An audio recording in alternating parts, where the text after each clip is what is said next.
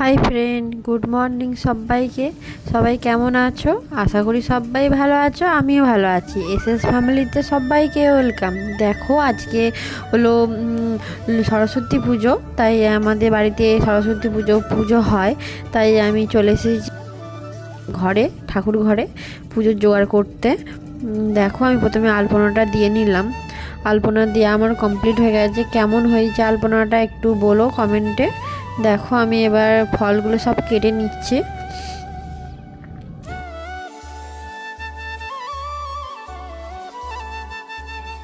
আমি আমার মাকে ভিডিওটা করতে দিয়েছিলাম, মা ভিডিওটা করতে পারেনি ঠিকঠাক, তাও তোমাদের সাথে একটু শেয়ার করলাম। দেখো, তোমাদের ভালো লাগবে, পুরো ভিডিওটা দেখো, দেখতে থাকো। আশা করি তোমাদের ভিডিওটা ভালো লাগবে।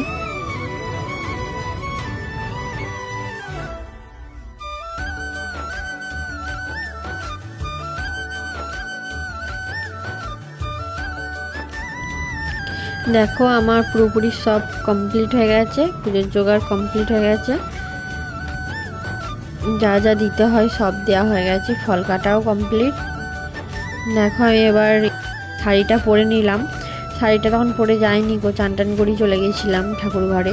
এখন শাড়িটা এবার পরে নিলাম। আমাকে কমেন্টে জানিও শাড়িটা পরে কেমন লাগছে। খুব একটা শাড়ি পরি না বাড়িতে।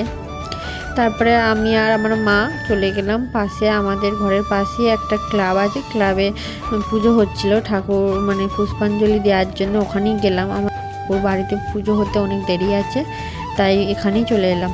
দেখো, তোমরা ঠাকুরটা কেমন হয়েছে কমেন্টে জানিও। সত্যি ঠাকুরটা খুবই সুন্দর হয়েছে, দেখতে খুব ভালো হয়েছে। দেখো, পুজো আরম্ভ হয়ে গেছে, এই যে হোম হচ্ছে এবার।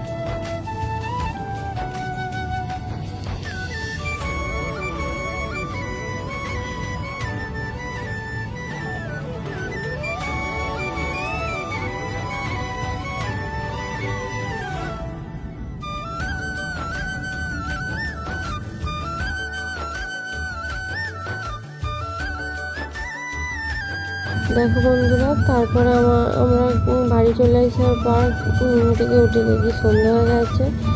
তারপরে বাড়ির পাশে অনুষ্ঠান হচ্ছিলো, তাই একটু অনুষ্ঠান দেখতে গিয়েছিলাম। অনুষ্ঠানটা সত্যি খুবই ভালো হচ্ছিলো, খুবই ভালো লাগছিলো। আমি তো রাত 1টা পর্যন্ত অনুষ্ঠান দেখেছি, এই জন্য আমার গলাও ধরে গেছে। তোমরা দেখতে থাকো, তোমাদেরও ভালো লাগবে।